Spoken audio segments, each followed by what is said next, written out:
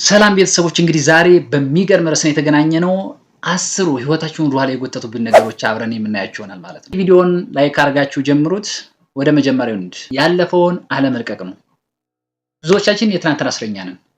ትናንትና የሆነ ስራ ሞክረህ አልተሳካም፣ የሆነ ትዳር ግንኙነት የፍቅር ግንኙነት ተጀምሮ አልተሳካም፣ ኦልሞስት የሆነ ነገር ኤቭሪቲንግ በህይወታችን ብዙ ነገር አለ። የሆነ ስራ ጀምረህ ተበላሽቷል ነው።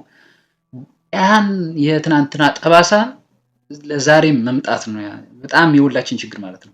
ትናንትና ሞክረህ ያልተሳካ ትምህርት ካለ ዛሬም ድጋሚ አይሳካም ብለህ ማይንድሴን ታሳምነውና በቃ በምንም መንገድ ድጋሚ እንዳትጣጣር እስረኛ ያደርጋል ማለት ነው። ስለዚህ ትናንትና ሌላ ቀን ነው፣ ዛሬ ሌላ ቀን ነው፣ ነገ ሌላ ቀን ነው። ስለዚህ ትናንትና ያልተሳካ ነገር ቢኖር ዛሬ በተለየ መንገድ መሞከር ነው ማለት ነው። እውነት ነው። አንድን ነገር መቶ ጊዜ ተደጋጋሚ የምንሰራው ራሱ ውጤት ነው የሚሆነው በተለየ መንገድ እስካልመጣን ድረስ ማለት ነው። ስለዚህ በተለያየ መንገድ ነገሮችን መሞከር በህይወት ውስጥ ያሉን ስትራግሎች በደንብ ፋይት ማድረግ እንጂ ለምንም ነገር ታስሮ ፈርቶ ተስፋ ቆርጦ መቆም አያስፈልግም ማለት። ስለዚህ ያለፈው ለወደፊታችን ትምህርት ይሆናል እንጂ ምንም ነገር እንዳንሰራ ለዛሬ እንቅፋት ሊሆነን አይገባም ማለት ነው። ሁለተኛ ደግሞ ፍርሃት ነው። ፍርሃት የብዙዎቻችን ህይወት ያበላሸ ነው። ብዙ ሰዎች መስራት እየቻሉ አቅሙ እያላቸው እየተሻሉ ግን ከነሱ ያነሱ ሰዎች ከነሱ በላይ ሆኖ ሲይዟቸው ሲቆጣጠሯቸው እናያለን። ለምን ይባል? ፍርሃት ነው።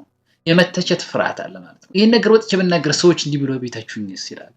አይ እኔ እኮ ይሄን መጀመር ፈልግ ነበር፣ ታዲያ አይ ሰዎች ደግሞ እንዲህ ብለው ቢተቹኝስ። አየህ፣ ስለዚህ የመተቸት ፍርሃት አለ። አየው፣ ስለዚህ የመውደቅ ፍርሃት አለ። ልከስርስ ትላለህ ነው፣ እንደዚህ ቦነስ እንደዚህ ቦነስ።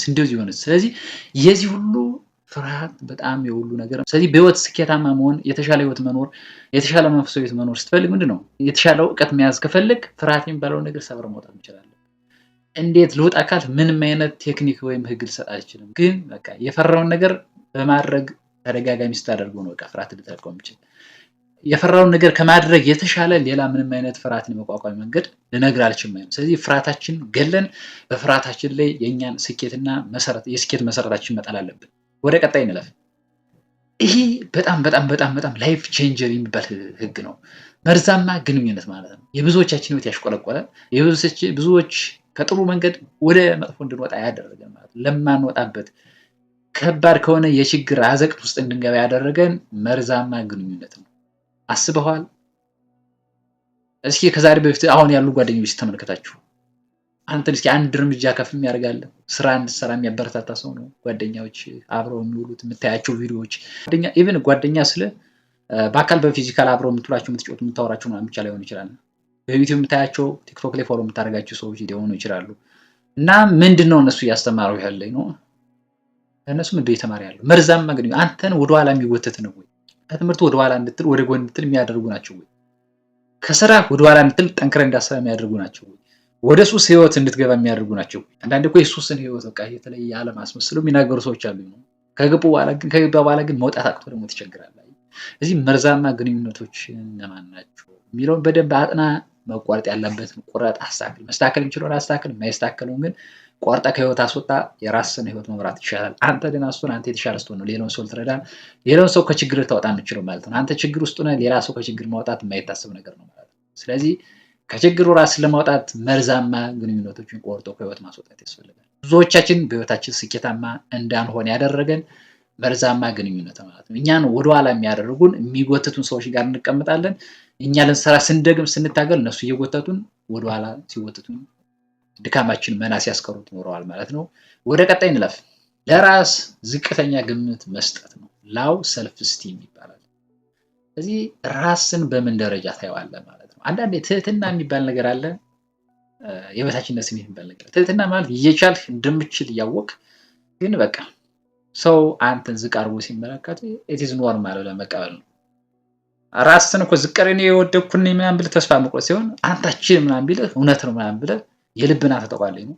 እውነት ምናምን ብለህ ሰውዬውን ሳታስቀይም ግን አንተ በተግባር በህይወት በስራ ማሳየት ነው። ያ ነው ትህትና ኦሬዲ ሊሆን የሚችለው እንጂ እየቻልህ ሁሉ አልችልም እያልህ ሳይኮን የምትገል ከሆነ ያ ተስፋ ወደ መቁረጥ ይወስዳል ማለት ነው። ብዙዎቻችን መስራት እየቻልን ማድረግ እየቻልን ማወቅ እየቻልን ግን እኛ በራስ መተማመናችን የወረደ ስለሆነ ብዙ ስራ አልፎናል። ብዙ ቢዝነስ እንዳንጀምር ፈርተን ትተነዋል። ኢቨን ሶሻል ሚዲያ ዩቲዩብ፣ ቲክቶክ ላይ ራሱ እንዳንጀምር በራስ መተማመናችን ዝቅ ያለ ስለሆነ አግዶ ይዞናል ማለት ነው። ጠፍንጎ ይዞናል። አስባችሁታል? ስለዚህ በራስ መተማመን ማሳደግ ያስፈልጋል ማለት ነው።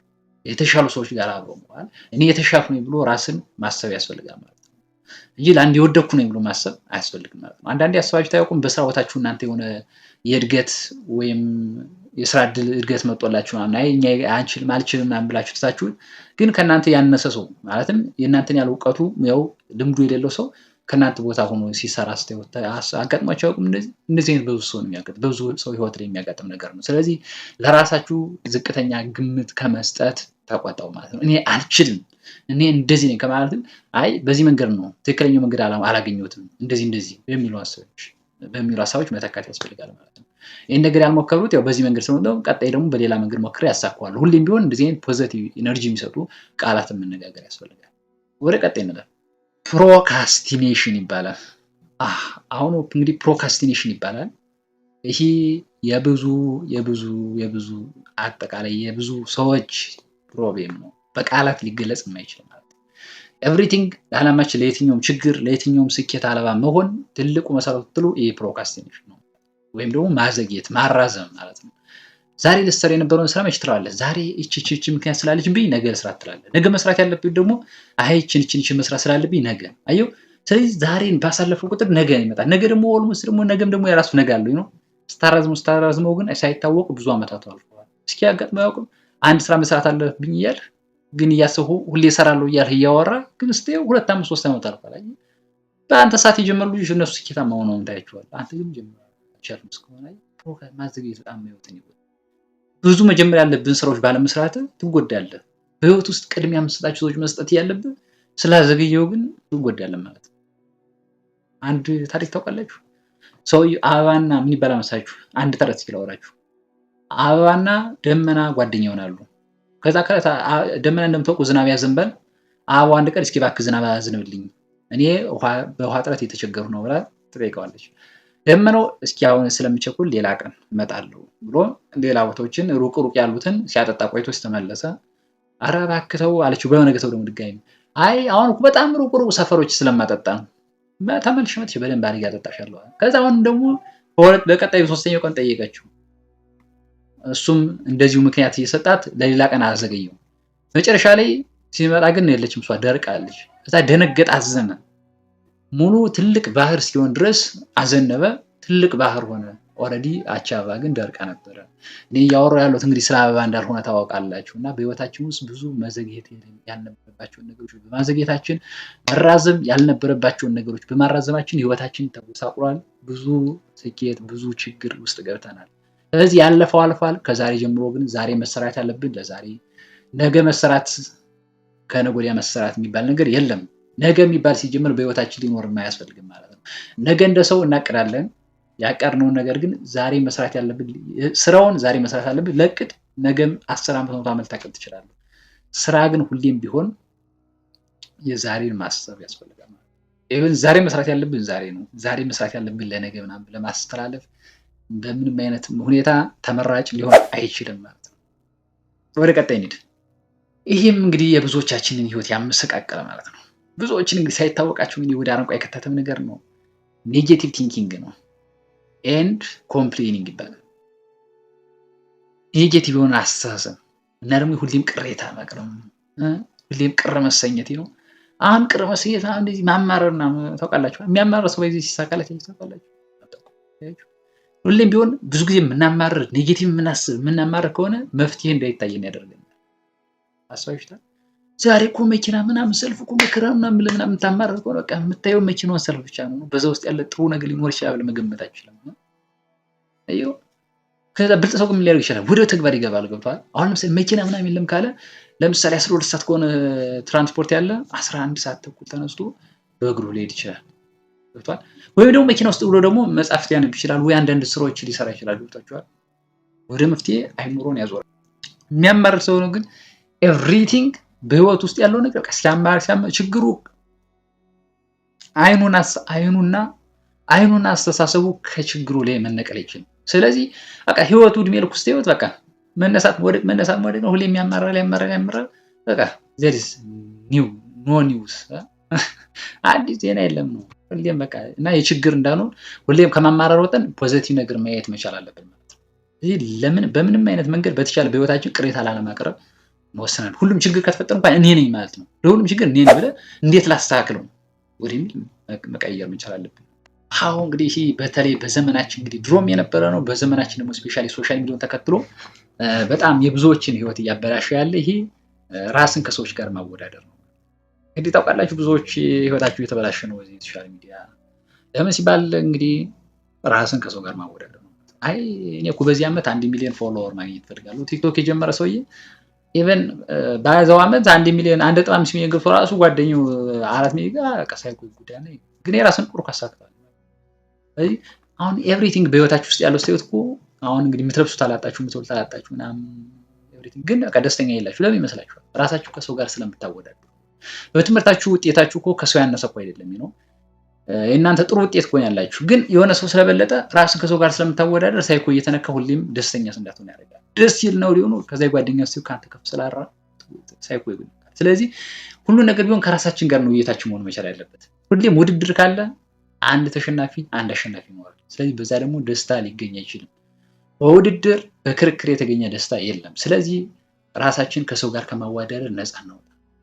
ራሳችን ከሰው ጋር ከማወዳደር ነፃ ካወጣን ህይወታችን እመኑኝ በጣም ደስተኛ ነው የሚሆነው ማለት ነው። እውነትስ ውድድር እስከፈለጋችሁ ከራሳችሁ ከትናንት ማንነት ጋር ቢሆን ውድድሩ መልካም ነበር። ትናንትና የት ነበር? ምን ታውቅ ነበር? ስለዚህ ትናንትና የምታውቀው ነገር ካለ ዛሬ ከትናንትና እውቀት ጋር እስኪ ራስን ከትናንትና ምን የተሻለ ነገር አለ ብለህ ራስን ጠይቅ እስኪ። ስለዚህ በትክክል መመቅኘት ካለብህ መፎካከር ካለብህ ከትናንትናው ማንነት ጋር ተፎካከር። ብዙ ነገር ተጠቀም፣ ታሸንፍ፣ ትሮጥ ነበር ማለት ነው። ብዙዎች ደግሞ ጥቂት ነገር እንደሰሩ ኩፍስ ብሎ ምናምን ስራቸውን አቁሙ እንዲህ ሲሉ ታያቸው። ለምን? ውድድራቸው ከጓደኞቹ ጋር ነው። እነሱ አላማቸው ከጓደኛቸው ከሚያውቁ ሰው ሻለ ብሎ መገኘት ነበረ። ግን ያን ሻለ ብሎ አገኙት፣ ስኬታቸው ተሳካላቸው። ስለዚህ በቃ ተፈታሉ፣ ጨረሱ፣ የነሱ ግብ አለቀ ማለት ነው። ከትናንትና ማንነት ጋር ግን ውድድር ስታደርግ ዛሬ አሸነፍ የተሻካ ነገር አለ። ከዛ ነገ ደግሞ ሲሆን ዛሬ ትናንትና ነው የሚሆነው። እዚህ ደግሞ ከዛሬው ጋር ደግሞ አልሰበክታል ጋር ድሜልክ ነው። ለስኬት ለጥሩ ነገር እንደተጋና ጥሩ እንደሆነ ትቀጥላለህ ማለት። ስለዚህ ራስን ከሰው ጋር ከማወዳደር ራስን ከትናንትና ማንነት ጋር ወደ ማወዳደር ተሸጋገር። ወደ ቀጣይ እንሂድ። ይህ እንግዲህ የብዙዎቻችን ችግር ነው። ዲሲፕሊን የለንም ነው። የዲሲፕሊን ጦት ነው። ይሄ ደግሞ የ9ኛው ችግር ነው። ይህ ህይወታችን ወደ ኋላ የጎተተው ነገር ነው። ዲሲፕሊን ነው። እውቀት አለህ፣ ልምዱ አለህ ምናምን እንደ ሰው ኮንተ ትላለህ፣ ግን ዲሲፕሊን የለም። ዛሬ ትጀምራለህ፣ ነገ 3-4 ቀን ትሰራለህ፣ የሆነ ስራ ታቋርጠዋለህ። 3-4 ቀን የሆነ ነገር ትሞክራለህ፣ ታቋርጣለህ። ዩቲዩብ እሰራለሁ ትላለህ፣ 3-4 ቪዲዮ ትለቃለህ፣ ታቆመዋለህ። ዲሲፕሊን የለም። ስለዚህ እዛ ተቆማለህ፣ መልስ ትሰጥዋለህ። በህይወት ውስጥ ብዙ ነገር ትነካካለህ። 10 አይነት ስራ ልትሰራ ትችላለህ። 10 አይነት ምኞት ነው፣ ግን ዲሲፕሊን የለም ነው። ዲሲፕሊን ከሌለ ደግሞ የጀመረው ስራ ራሱ ብሎ ማቋረጡ አይቀርም ማለት። ስለዚህ ለህይወት ትልቁ ነገር ዲሲፕሊን ነው። መጀመር ብቻ ጥቅም የለውም ማለት ነው። እውነት ነው፣ መጀመር ለስኬት ሁሉ መሰረት ነው፣ ግን የጀመረው ሁሉ ማስቀጠል ነው ትልቁ ኃላፊነት ማለት። መጀመርማ ሁሉም ይጀምራል፣ ግን እስከ ጥጉ ድረስ መሄድ፣ እስከ ታየ ድረስ መሄድ ማለት። ኢቭን ችግር ሊኖር ይችላል፣ ግን እስከ ታየ ነው ደመናው እስኪታይ ድረስ ሄድ ይባላል። አሁን አንዳንዴ ጭጋግ ምናምን ሲሆን አሁን ሰፈር ላይ ታችሁ ከሆነ 100 ሜትር እንኳን ሳይርቅ ድፍንፍን ያለ ይመስላል። ግን ቢያንስ 100 ሜትር አስጠጉት፣ ግን ትንሽ ደግሞ ራቅ አለ ሌላ 100 ሜትር ላይ ያለ ይመስላችኋል። ግን ላይ ናችሁ ነው እንጂ ያ ነገር ባጠገብ ላይ ኖር ይችላል።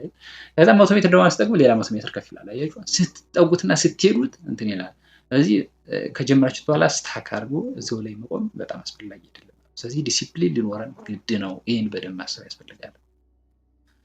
ቀጣዩ ምን ይሆን? ሌላው ደካማ የገንዘብ አያያዝ የብዙዎቻችን ችግር፣ ለብዙዎቻችን ድህነትም የጣለብን መሰረት ነው። እንደ ሀገር፣ እንደ ቤተሰብ፣ እንደ ግለሰብ ይሄ ነገር የጣለብን ጠባሳ በጣም መጥፎ ነው። እንደምታውቁት ሀገራችን ላይ የምንማራቸው ትምህርቶች በሙሉ ገንዘብ እንዴት መያዝ እንዳለብን፣ እንዴት መጠቀም እንዳለብን የሰጡን ግንዛቤ የተሳሳተ ነው። የተወሰነ ገንዘብ ታገኛለህ፣ ትጠቀማታለህ ምናምን እንዲሁ። አሁን የበላና የሮጠ አይቀድምም። እውነት የበላ ይቀድማል? አየው አይቀድምም እኮ ነው።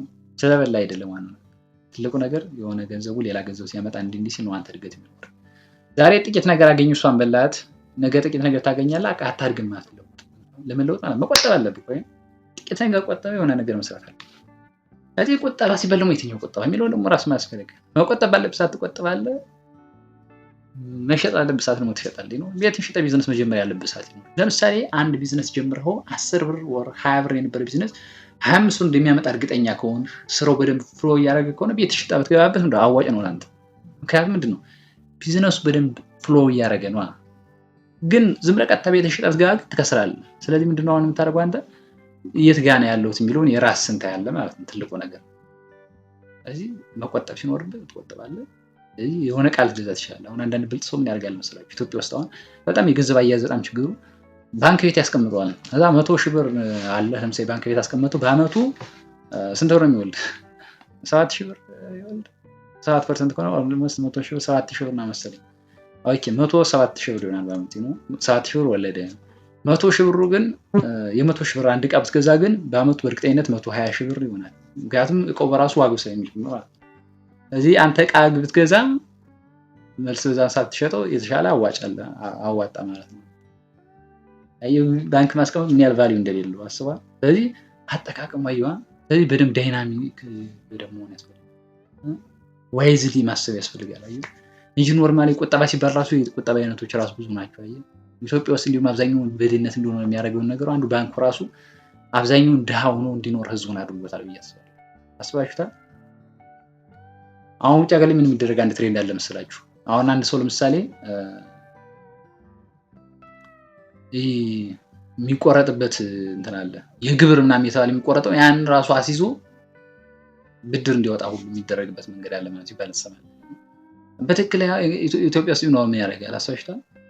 ቤትን ገዝተህ ብትቀመጥ እንደዚህ ለምሳሌ እና ገንዘብ አያያዝ በጣም ትልቅ ነው። ይሄ የብዙዎችን ህይወት የሚል ነገር ነው። በደንብ ጥንቃቄ እናድርግ። ራሳችሁን በደንብ ሞዲፋይ እናድርግ። 10ኛ ከመጠን በላይ ማሰብ ነው። ይሄ የብዙዎቻችን ህይወት የቀጠፈ ሽብን ነገር ምንድን ነው? ከመጠን በላይ ማሰብ ነው። አስባችሁታል? ስለምን ምን ታስባለህ?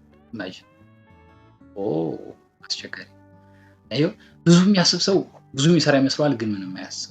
ብዙ ሀሳብ ስታስብ ትጨነቃለህ፣ ተስፋ ትቆርጣለህ፣ አይምሮ ድክም ይላል። ታውቁ ከሆነ የሰው ልጅ ኤነርጂውን፣ ኃይሉን፣ የሚመገበውን ምግብ፣ የሚጠጣው መጠጥ ሁሉ የዛን ሁሉ ኃይል የሚጠቀመው 75% የሚሆኑ ብሬን ነው። አስበሽታል? ስለዚህ አንድ ሰው በጣም በሀሳብ ሲናውዝ የሚውል ከሆነ ብሬኑ በጣም ይጠቀማል፣ አካሉ ራሱ ይከሳል። አንዳንዴ በጣም ብዙ ባሰባችሁ ቀን አጋጥማችሁ ያውቃል? ሌሊት በደንብ ብዙ ስታስቡ ካደራችሁ ጠዋት ከእንቅልፋችሁ ስትነሱ በቃ እንደተቀጠቀጠ እባብ የለም ድቅቅ ብላችሁ በቃ ስራ የሰራ ያለ ተስምቷችሁ ምናምን ስትነሱ ውጭ ብለህ እኮ ስታስብ ቆይታ አንዳንዴ ትደክማለህ። ለምን ቢባል ብሬንህ ሞስት ኢነርጂን የሚጠቀመው ብሬን ስለሆነ። ስለዚህ ማሰብ ሲባል ራሱ በታይም ማሰብ ይቻላል። በጣም መልካም ይሆናል። በቀን ምን ያህል ታስባለህ? ስታስብ እንኳን ኢቭን የሀሳባችን ደግሞ ቢሆን ብለን የምናስብ ከሆነ ስፔሻሊ በጣም ኪለር ነው ማለት ነው። እንዲያርግ እንዲህ ቢሆንልኝ እንዲህ ቢደረግልኝ ባገኝ እንደዚህ ቢሆን ይሄ ይመጣልኝ ይሄ ቢሰጥ እንዲህ ብትል ከሆነ ቢሆን የሚል ሀሳብ ከሆነ የምታስበው ስፔሻሊ እውነቴን ነው መቃብርን እየቆፈረ እንደሆነ ያለ መሰመድ ያለው። ምክንያቱም ቢሆን ካለ መሳካት የለውም ማለት በጣም የወደቀ ነው ማለት የወደቀን በመጨረሻ ሀሳብ ቢሆን እያለ ማሰብ ግን ምናልባት ይህን እንዴት አድርጌ ልስም ሃው የሚል ግን ሀሳብ ቢሆን ግን መልካም ይሻላል። ሃው የሚለው ከሆነ እንዴት አድርጌ ይሄን አድርጌ እንዴት አድርጌ ባሳካው ምናምን ያለ ሪዝኔብል ከሆነ አንዴ ብዙም ራሱ ለማሰብ እንዳታስብ ራሱ ይገፋል ራሱ አይደል? ለዛ እኮ ነው ወጣች። አንዳንዴ እኮ ሀሳብ ማሰባችን በጣም ብዙ ያስባል ግን ማሰብ አይችልም። እንደዚህ አይነት አጋጥማችሁ ያውቃል? ምክንያቱም ያሰው ቢሆን እንዲህ ቢሰጠኝ ምናምን መልካም ስኳር የሆነ ነገር ጥሩ ነገር ነው የሚያስብ። ግን በትክክል ሪዝኔብል በሆነ ወይ ዋይዝሊ ይህን እንዴት አድርጌ ሞዲፋይድ አድርጌ እንዴት አድርጎ ራሱን በደንብ በአመክንዮ ግን ማሰብ አይችልም። ግን ቢሆን እያለ ግን ብዙ ያስባል። ስለዚህ ማሰብ የማይችል ነው ሲያስብ የሚውል 24 ሰዓት የሚያስብ ግን ማሰብ የማይችል አስበሽ 24 ሰዓት ያስባል ግን ማሰብ አይችልም። እንዴት ያለ ልክ እንደዚህ አይነት አለ። እና እንግዲህ በቤተሰቦች እንግዲህ ለዛሬ ያጋራኋችሁ እነዚህ ናቸው። እንግዲህ 10 ህይወታችን ወደ ኋላ የጎተቱብን ነገሮች እንግዲህ ናቸው። እናንተ ችግር የትኛው ሆኖ አገኛችሁት? እስኪ ኮሜንት ላይ ጻፉልን። እና እነዚህን እንግዲህ ችግሮቻችሁን